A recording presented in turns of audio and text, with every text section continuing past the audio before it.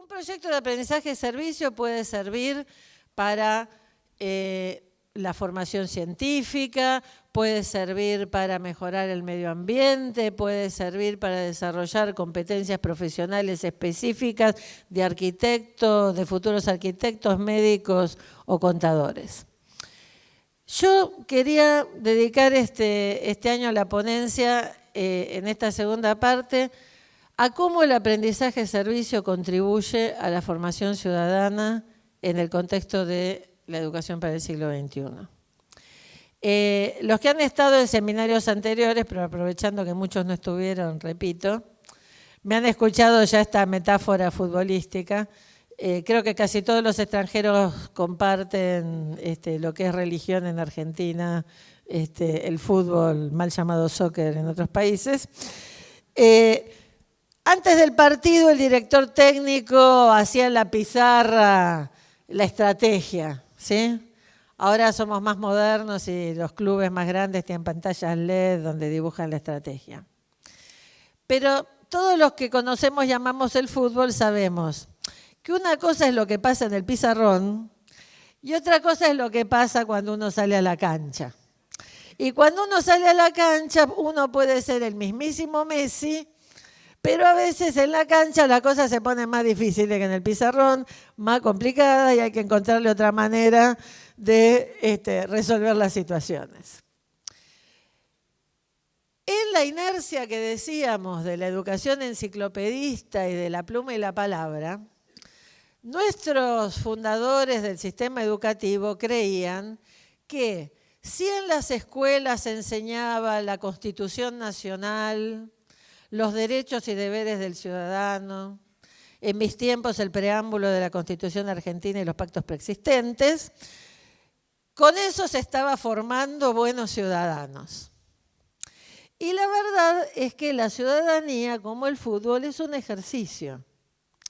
Y así como los profesores de educación física, en un día de lluvia te pueden enseñar el reglamento, si no te sacan a la cancha de fútbol, de vóley o de lo que toque, nunca vas a aprender a practicar un deporte. A muchas escuelas les falta la cancha donde practicar la ciudadanía. Y entonces nunca desarrollamos la posibilidad de ejercitar la ciudadanía. El aprendizaje-servicio es el que le ofrece a la escuela la cancha donde jugar el partido de la ciudadanía, incluso desde muy temprana edad. Porque en el aprendizaje-servicio se aprende a participar participando. La foto del extremo arriba son niñitos de un jardín de infantes de la localidad de Los Toldos, una población con mayoría mapuche, por eso está la bandera mapuche ahí. Los niños fueron los que tomaron la iniciativa de presentarle a sus vecinos y a las autoridades municipales la idea de que el baldío que estaba frente a la escuela y que siempre se inundaba, lo convirtieran en una plaza para una comunidad que no tenía espacios verdes. Como hay muchísimos proyectos en donde los proyectos de aprendizaje-servicio permiten identificar problemas concretos, identificar a quienes tienen la obligación de atenderlos y con quienes podemos colaborar. Nos permite interactuar con funcionarios, con líderes sociales, con personas interesadas en la cosa pública. La foto del medio es de un video precioso que tiene CLAIS Uruguay, que lo pueden ver online, donde van a ver a chicos de un taller de oficios, de una escuela de formación profesional, en donde a partir del diagnóstico que hicieron con la comunidad y de una encuesta que hicieron con sus vecinos, los chicos le discuten al intendente dónde tiene que estar la plaza y dónde está mejor poner los juegos en la plaza. Y el intendente, después de todos los argumentos que le dan los chicos, le tiene que dar la razón. El aprendizaje-servicio nos permite conocer y participar en los espacios que ya existen de deliberación y de participación ciudadana y también crearlos. La foto de abajo es una foto que le tengo particular cariño, es de la Universidad de Venda en Sudáfrica. Cuando terminó el apartheid en Sudáfrica y por primera vez en siglos la población nativa de piel de color negra se le restituyeron sus derechos, en las primeras elecciones, cuando ganó Mandela, hubo muy pocos concejales negros.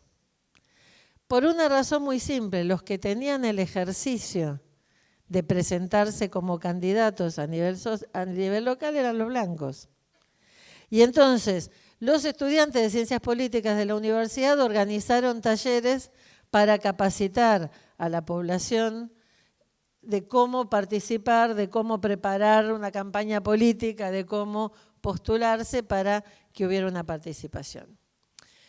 En la sala hay muchos docentes universitarios y yo sé que en muchas universidades pareciera que la formación para la ciudadanía termina en el último año de la secundaria con la instrucción cívica básica.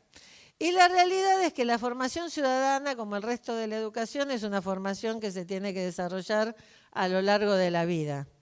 Y además, para ser realistas, con la prolongación de la adolescencia, que está tan generalizada, sobre todo en los ámbitos urbanos, para cuando nuestros jóvenes llegan a la universidad, están todavía en plena adolescencia y necesitamos seguir formándolos como ciudadanos. De hecho, allá en la foto puse, y lo pueden explorar en internet, el portal de Campus Compact, que es la alianza de universidades e instituciones de educación superior norteamericana del aprendizaje-servicio. En la portada, 2 de los 4 temas que tienen que ver con el planeamiento de acciones ciudadanas y con la educación para la democracia. Y antes de que digamos con soberbia latinoamericana, bueno, teniéndole al presidente a Trump, más vale que necesitan educación para la democracia, podríamos decir que, bueno, nadie está exento ni en condiciones de tirar la primera piedra y que todos necesitamos más formación para la ciudadanía. En la formación para la ciudadanía tiene que ser válido esto que dijimos para el conjunto del aprendizaje-servicio. La formación para la ciudadanía del aprendizaje-servicio tiene que involucrar la cabeza, el corazón y las manos. Y lo que pasa en muchos proyectos, como en este logo que le robé a alguien, es que están las manos y el corazón. Y le ponemos mucha emoción y mucha actividad. Y no estoy nada en contra de los logos. A ver, el logo de Clays es una mano, así que está todo bien. Pero el problema es cuando el proyecto es puro entusiasmo, pura emoción, pura empatía y pura actividad sin planeamiento racional, sin sentido crítico.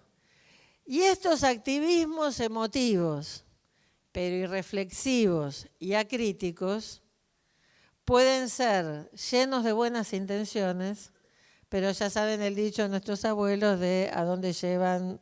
Las buenas intenciones son las que está empedrado el camino, ya sabemos a dónde.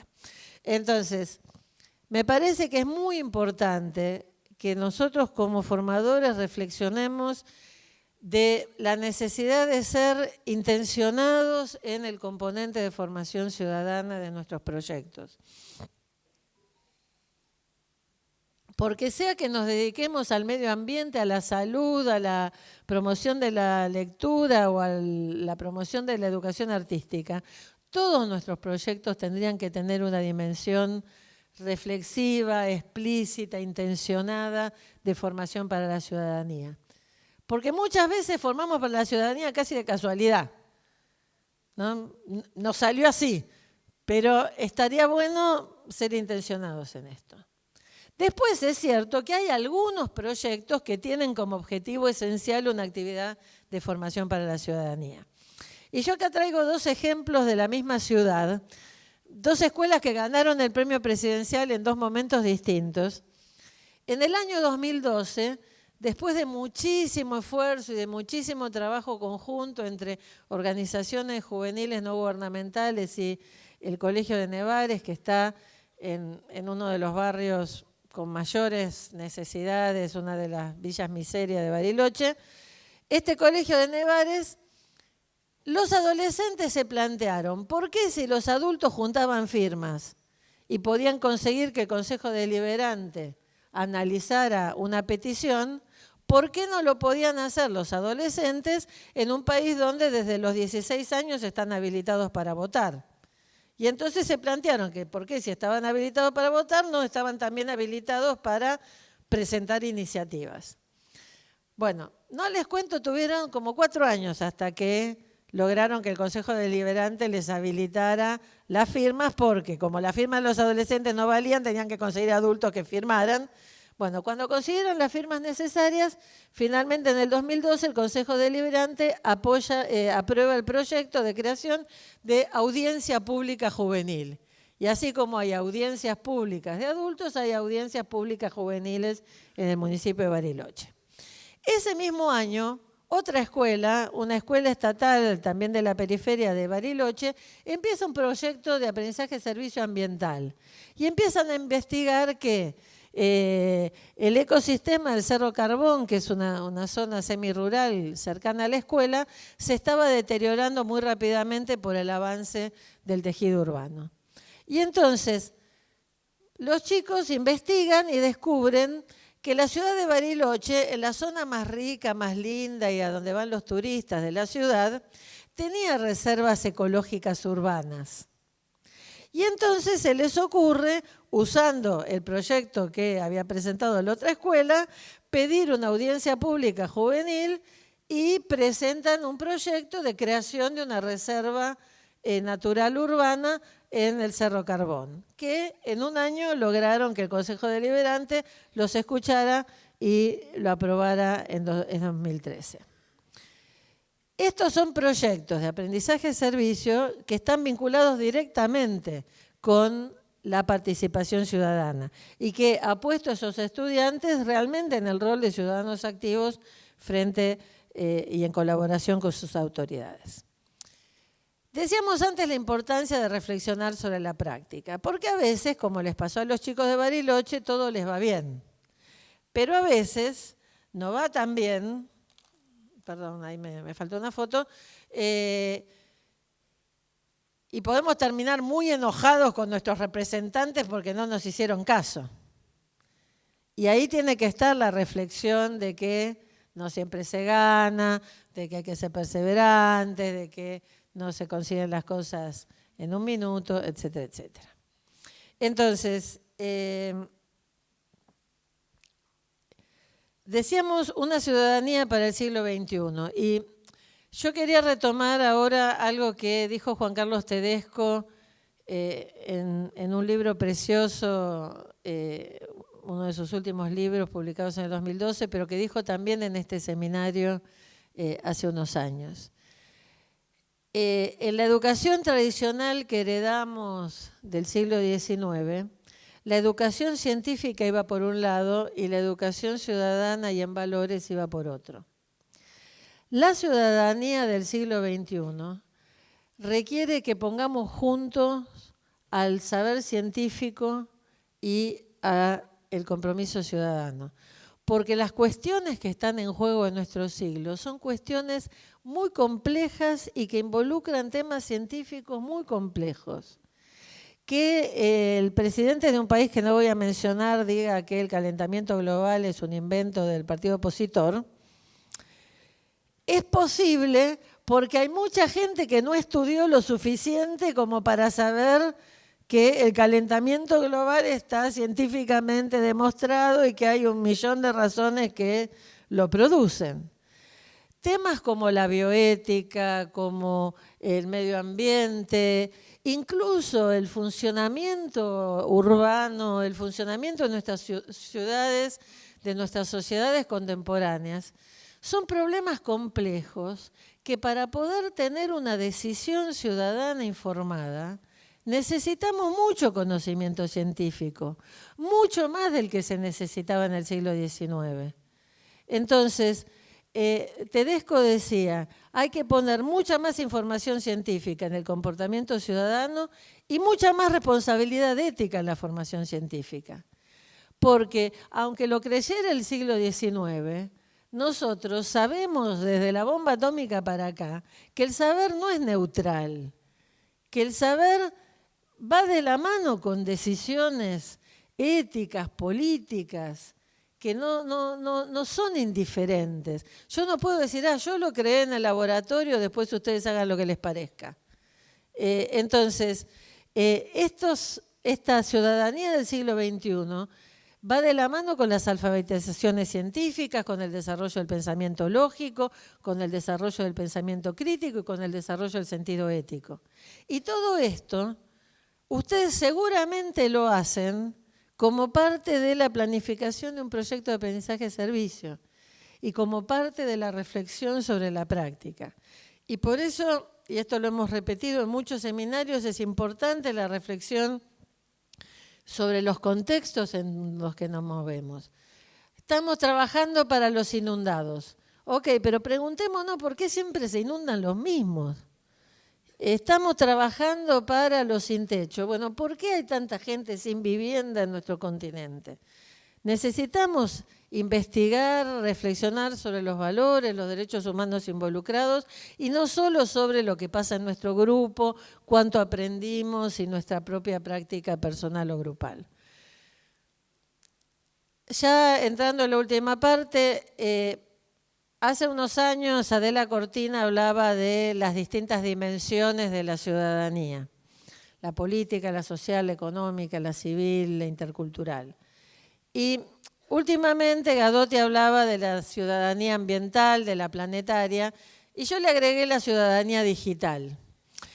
Y voy a hacer algunos breves comentarios sobre cómo desde el aprendizaje-servicio podemos contribuir a estas dimensiones.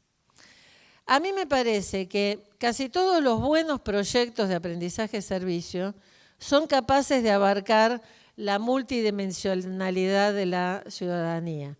Las fotos son del programa Puentes de la Universidad Católica de Chile, donde los estudiantes hacen sus prácticas preprofesionales y sus tesis de grado al servicio de necesidades de municipios pequeños de su país.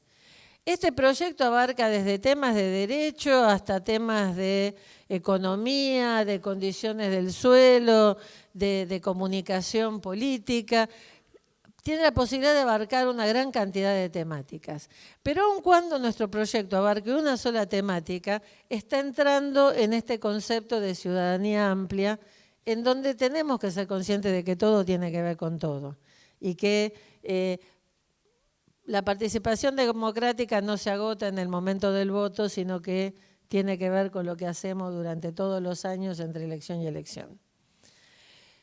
Pero últimamente se habla cada vez más de una ciudadanía planetaria, del planeta comunidad de sentido, como casa de todos, y que es una ciudadanía que implica la práctica de todas las dimensiones que hemos mencionado, incluyendo la ambiental.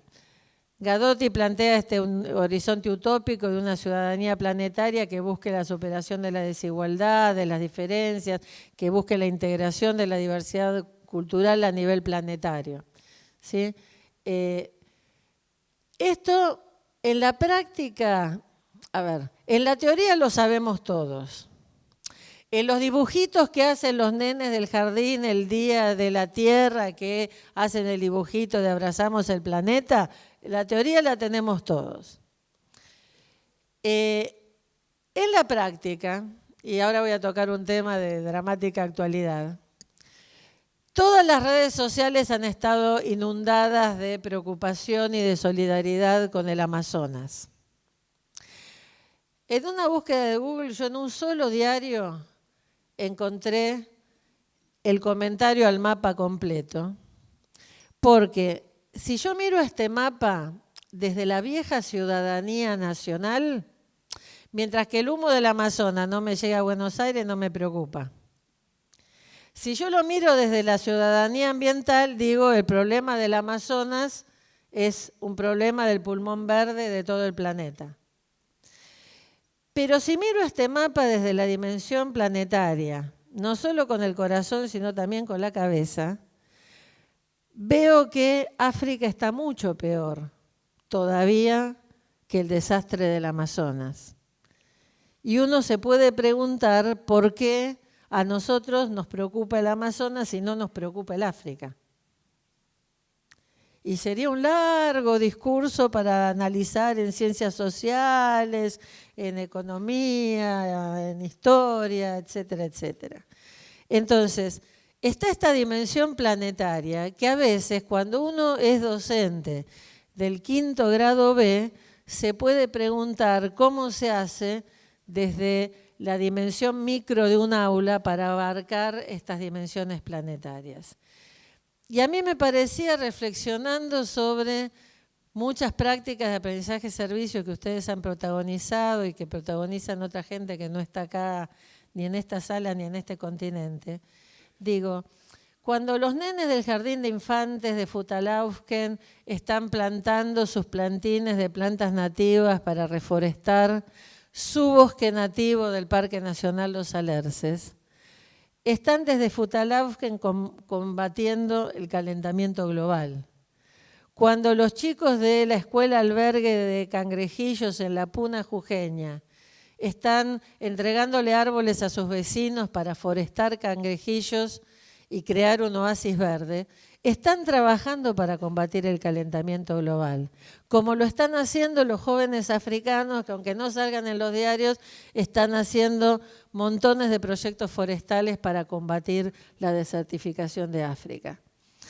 A mí me parece que parte de nuestra reflexión para la formación ciudadana de los ciudadanos del siglo XXI tiene que incorporar esta dimensión global. Saber que no importa si ustedes están trabajando en Montevideo, en Táchira, en Jujuy o en Brasil, somos parte de un movimiento global y estamos todos colaborando para que la ciudadanía planetaria sea efectiva.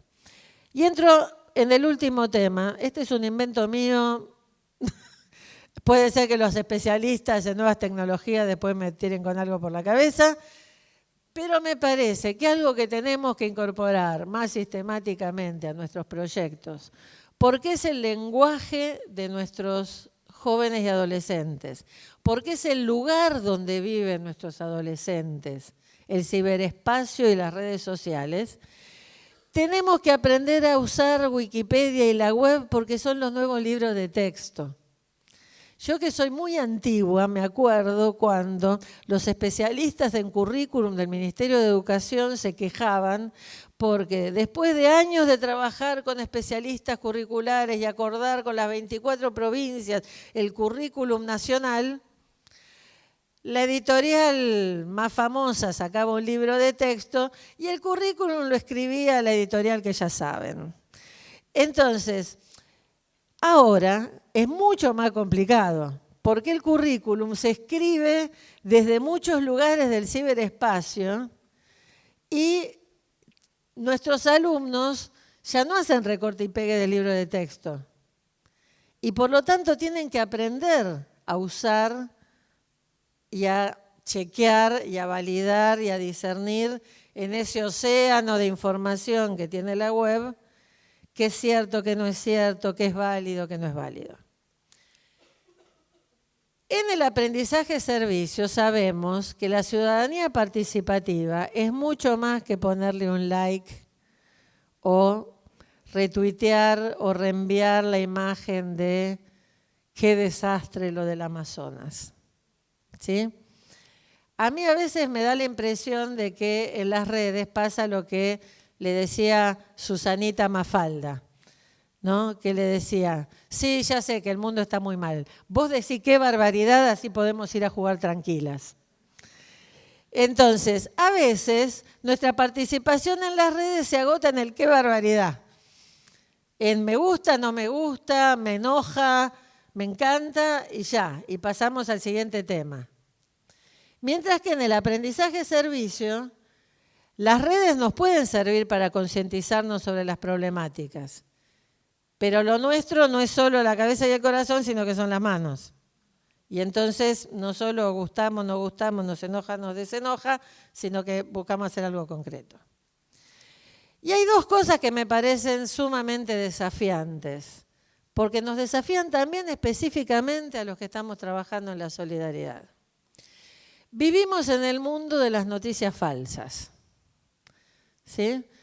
Una de las tantas cosas lindas que heredamos del idioma inglés son las fake news. Una competencia que necesitamos imperiosamente que desarrollen nuestros estudiantes Es el análisis y cotejo de las fuentes en el mundo de las noticias falsas. Y esto necesitamos educar a los adolescentes y a los jóvenes, pero necesitamos primero educarnos a los adultos. Yo tengo queridísimas amigas, eximias profesionales, que postean cosas que yo, como soy muy mala, les pongo debajo. ¿Vos estás segura de esto que posteaste? ¿Estás segura de que es cierto? Porque se postea cada cosa que uno no lo puede creer y tiene razón de no creerlo porque no es cierto. Pero sobre todo, y esto es quizá lo más preocupante, es esta otra palabrita que está de moda, que son los trolls. El pobre Tolkien, si supiera cuánto se ha difundido su creación, los que leyeron o vieron la película El Señor de los Anillos se acuerdan de estos monstruos inventados por un mago maligno que no tenían cerebro, pero que eran máquinas de generar violencia al servicio del mago maligno, ¿sí? Esos eran los trolls.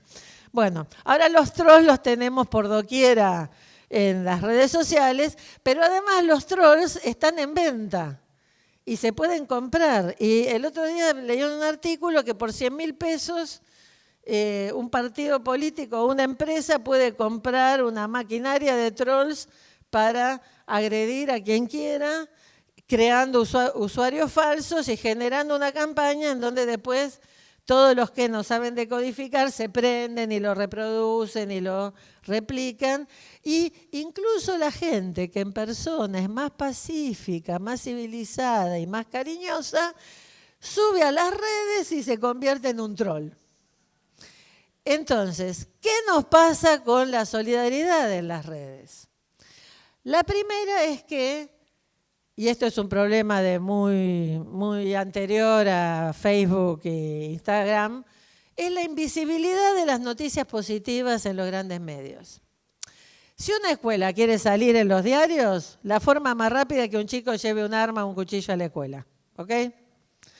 Ustedes pueden haber hecho 25 años de proyecto solidario y capaz alguna vez lo llamaron de alguna radio, ¿sí?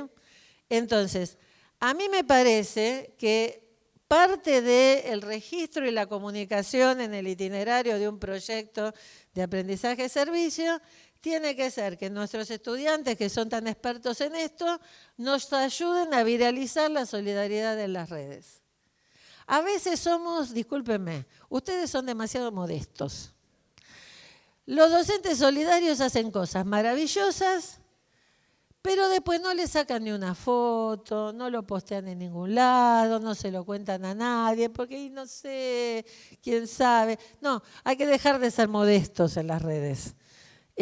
Si hay gente que postea todas las cosas que come, ¿por qué no vamos a postear nosotros las actividades solidarias que hacemos?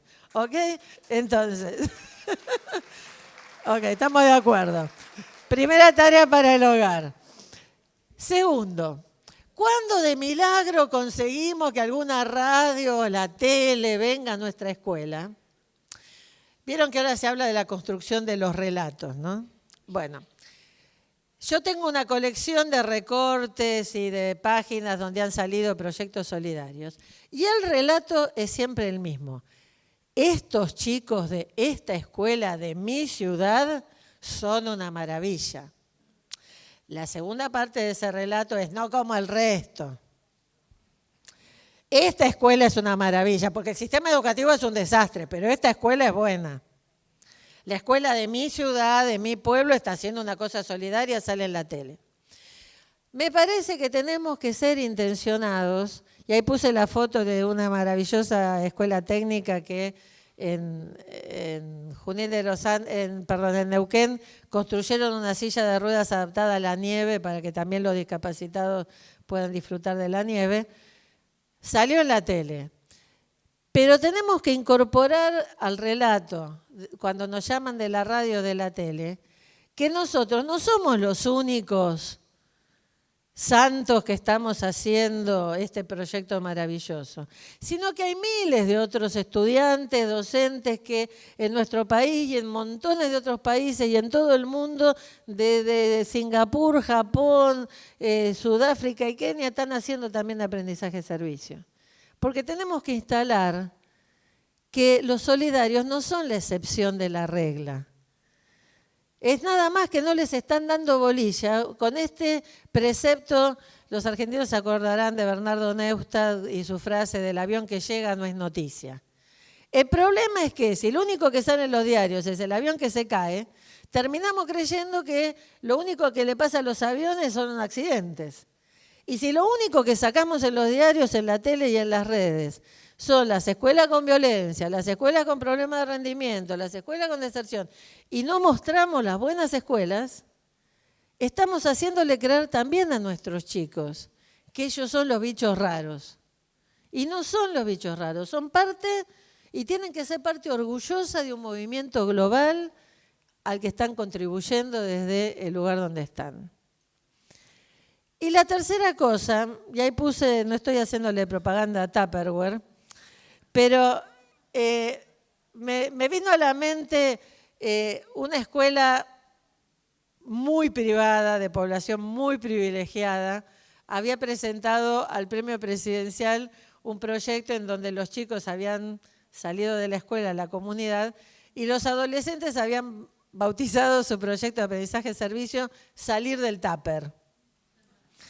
Y a mí me pareció tremendamente gráfico y tremendamente importante en los tiempos de las redes sociales, porque ustedes saben que los benditos algoritmos hacen que cada vez que nosotros decimos que algo nos gusta, nos siguen mostrando cosas parecidas, por lo cual terminamos viendo solo las noticias de los que piensan igual que nosotros, los comentarios y posteos de los que piensan igual que nosotros, y nuestro espacio vital y nuestra mirada del mundo se va achicando y nosotros terminamos escuchando solo a los que piensan como nosotros mismos. Y voy a usar una expresión argentina que espero que los traductores no me maten. Nos damos manija entre los que pensamos lo mismo, cada vez nos enfervorizamos más, cada vez nos convencemos más que el que no piensa como nosotros es un ridículo, un estúpido y un imbécil, y nos maravillamos después de que en todo el mundo estén creciendo la polarización, el enfrentamiento y las violencias sociales. Entonces, esto parece muy básico, pero aprender a decodificar los mensajes, aprender a chequear la validez de los mensajes en las redes y mantener, aunque sea un mínimo de apertura democrática, en estos tiempos que corren, es una misión importantísima del sistema educativo en general y de los proyectos de aprendizaje-servicio en general. Y me van a perdonar, voy a presentar un ejemplo concreto porque la solidaridad en las redes estuvo bajo ataque en nuestro país y en muchos otros países. Hace un par de meses yo vi una noticia de un docente norteamericano, un docente de geografía del estado de Arizona, que por haberle dado agua y abrigo a una familia de inmigrantes que estaba cruzando el desierto de Arizona y estaba muriéndose de sed en el desierto, por haber hecho ese gesto solidario tan básico de darles de beber agua, fue preso por complicidad con los delincuentes inmigrantes ilegales y estuvo un año preso hasta que hace un mes hubo un juicio del que salió libre no porque lo declararan inocente, sino porque los jueces no se pudieron poner de acuerdo de si estaba bien ser solidario o era complicidad con el delito. Y a mí me quedó como la reflexión, y lo posteé en Facebook, de parece que la solidaridad empieza a ser una amenaza para mucha gente.